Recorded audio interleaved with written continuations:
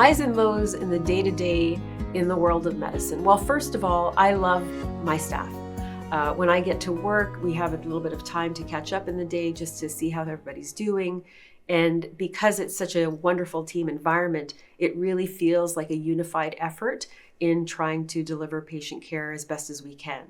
That's the case in my office, which is a private practice setting. That's also the case in the hospital if I'm working in the clinic, and in the operating room as well, which is a really nice team environment to work in, where it just becomes like a little family, really. And that's definitely a high for me in the day-to-day aspect of being in medicine.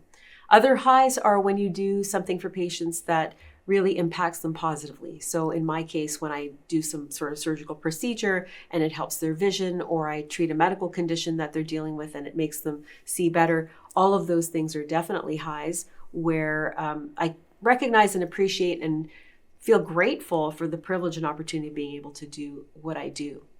Some of the lows, it can be exhausting. The days are long. The days are demanding and intense.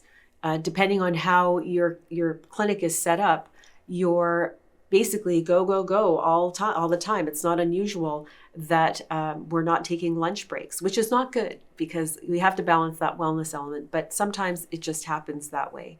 I'm trying to be more intentional about that wellness element, even for myself.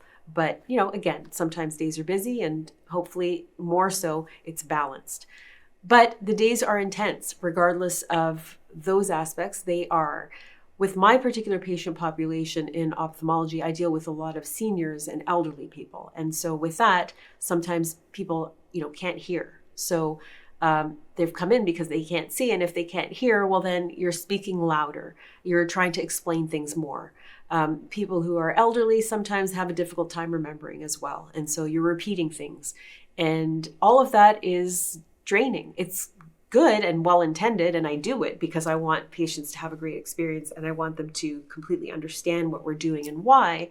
However, it drains that energy from you. And so it's an exhausting part of the day. So I wouldn't say that's a low per se, but it is something that definitely is somewhat of an experience that's not, always fun, because when you're exhausted, things just aren't as fun sometimes.